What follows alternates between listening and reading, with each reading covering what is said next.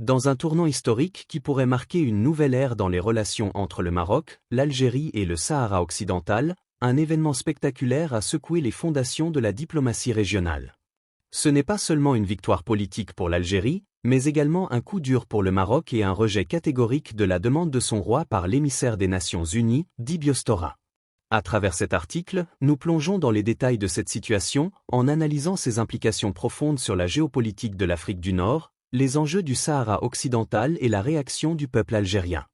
Le contexte historique de la confrontation. Le conflit du Sahara occidental remonte aux années 1970, lorsque la région, colonie espagnole, a été abandonnée par l'Espagne sans solution claire pour son futur. Le Maroc et la Mauritanie ont revendiqué la région, ce qui a mené à une guerre avec le Front Polisario, un mouvement indépendantiste sahraoui soutenu par l'Algérie. Le Maroc a établi sa souveraineté sur une grande partie du territoire, mais le Front Polisario, avec le soutien d'Alger, a continué de se battre pour l'indépendance du Sahara occidental. Malgré l'accord de cessez-le-feu de 1991, la question de l'autodétermination du peuple sahraoui n'a jamais été résolue. Depuis, l'Algérie a soutenu le Front Polisario dans sa quête d'indépendance, tandis que le Maroc considère le Sahara occidental comme une partie intégrante de son territoire, et a entrepris des initiatives pour renforcer cette revendication sur le plan international. Ces tensions sont restées vives, non seulement sur le terrain, mais aussi au niveau diplomatique, avec une lutte pour obtenir le soutien de la communauté internationale. Le Maroc a tenté à plusieurs reprises de minimiser l'importance de l'autodétermination du peuple sahraoui, mais l'Algérie a toujours défendu fermement ce droit. L'issue de ce dernier développement pourrait bien marquer un tournant dans la lutte pour le Sahara occidental. La stratégie de Dibiostora et l'équilibre diplomatique. L'émissaire des Nations Unies pour le Sahara occidental, Dibiostora, a toujours joué un rôle clé dans les tentatives de médiation entre le Maroc et le Front Polisario. Depuis sa nomination, il a œuvré pour relancer les négociations en vue de parvenir à une solution politique au conflit, en mettant l'accent sur la mise en œuvre d'un référendum d'autodétermination. Cependant, l'appel du roi du Maroc à Dibiostora, demandant un soutien explicite à sa souveraineté sur le Sahara occidental, a été un moment décisif.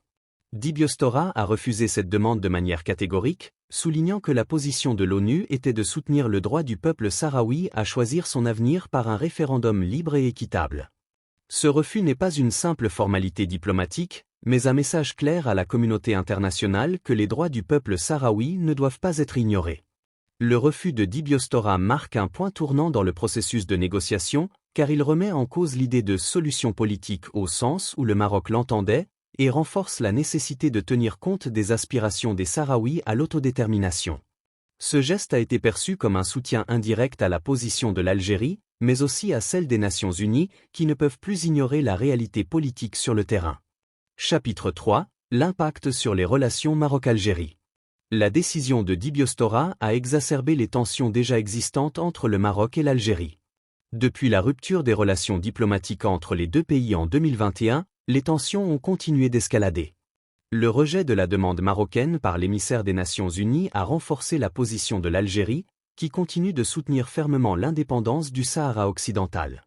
Le Maroc, qui espérait une reconnaissance internationale de sa souveraineté sur le territoire, se trouve désormais confronté à un revers diplomatique majeur. En conséquence, le royaume chérifien pourrait chercher à intensifier sa coopération avec d'autres puissances internationales, en particulier avec la France et les États-Unis, pour faire pression sur l'Algérie et ses alliés. Cette dynamique pourrait entraîner une nouvelle phase de rivalité diplomatique, voire économique, entre les deux pays voisins. La situation pourrait aussi avoir des répercussions sur la sécurité dans la région, avec un risque d'intensification des tensions à la frontière, notamment en raison du soutien militaire et politique de l'Algérie au Front Polisario. Le royaume marocain pourrait se retrouver dans une position où il devra redéfinir sa politique envers l'Algérie, dans le cadre d'une approche plus multilatérale, où les intérêts économiques et de sécurité seront primordiaux. Chapitre 4 : Le Sahara occidental, une joie réveillée. Pour les Sahraouis, ce rejet de la demande marocaine par Dibiostora est une bouffée d'air frais. Dans les camps de réfugiés sahraouis, où des générations ont grandi dans l'espoir de l'indépendance, la nouvelle a été accueillie avec joie et espoir. Ce soutien diplomatique renforce non seulement leur cause, mais aussi leur position dans les discussions internationales. Le rejet de la demande marocaine pourrait également réveiller l'attention de la communauté internationale sur la situation des réfugiés sahraouis, dont la vie dans les camps d'exil reste une réalité quotidienne et pénible. Les conditions de vie difficiles, associées à des années d'attente dans l'incertitude, ont façonné une génération qui se bat désormais pour sa liberté. En Algérie, la réaction a été largement positive, avec des manifestations de soutien à la cause sahraoui dans plusieurs villes. Le gouvernement algérien a vu dans cette victoire diplomatique une chance de redorer son image en tant que champion des peuples en lutte pour leur indépendance. Le président algérien, une fois de plus, réaffirmait l'engagement de son pays à défendre la cause sahraoui et à continuer de soutenir le Front Polisario dans son combat pour l'autodétermination. Chapitre 5 – Les perspectives d'avenir. Ce rejet de la demande marocaine par Dibiostora et la victoire diplomatique de l'Algérie peuvent avoir des répercussions profondes et durables sur la situation du Sahara occidental.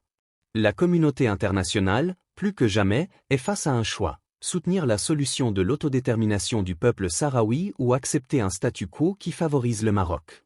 L'Algérie, de son côté, continue de jouer un rôle central dans cette dynamique et pourrait bien devenir un acteur clé dans les années à venir pour le règlement du conflit. L'avenir du Sahara occidental dépend désormais en grande partie des décisions prises par les puissances internationales, mais aussi par les acteurs régionaux. Le Maroc devra revoir sa stratégie, peut-être en acceptant une solution plus acceptable pour toutes les parties, tout en renforçant ses alliances stratégiques. De leur côté, les Sahraouis, avec l'Algérie à leur côté, continuent d'espérer qu'un jour leur droit à l'indépendance sera reconnu.